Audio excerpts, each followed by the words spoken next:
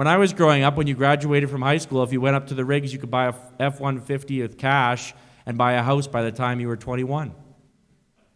Right? That was the prosperity that I grew up in. That's not the prosperity now. So, in about the 1950s, 1960s, the communists realized, I'm calling them the communists, they don't call themselves that, but that's their ideology.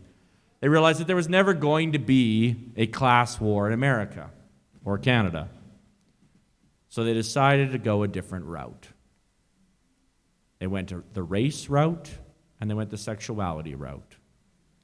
They decided to create conflicting subgroups of a nation based on identitarian politics. And they organize around identitarian politics. So Saul Alinsky wrote a book that I've actually read, and he dedicated it to the first rebel, Lucifer. Okay? And his idea was that to truly have the communist revolution that left-wing people truly want, there was one thing lacking: organizers.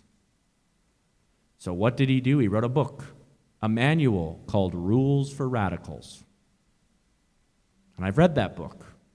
And the system works. And then for 50 years, people have been trained in this book, in this methodology, in this way of organizing on the left, and they have taken over almost everything. They've taken over your hospitals. They've taken over your justice system. They've taken over your schools. They're taking over your churches. And they're doing it systematically. And they're also doing it quite easily because we're not showing up. In fact, we didn't even know we needed to show up. We thought if we worked hard and we provided for our families and we gave to our church if we were so inclined, or to the food bank or to charity, and we raised good children and we had a good life, that was really all we wanted. That isn't all they wanted. They wanted their ideology to be made manifest in the world.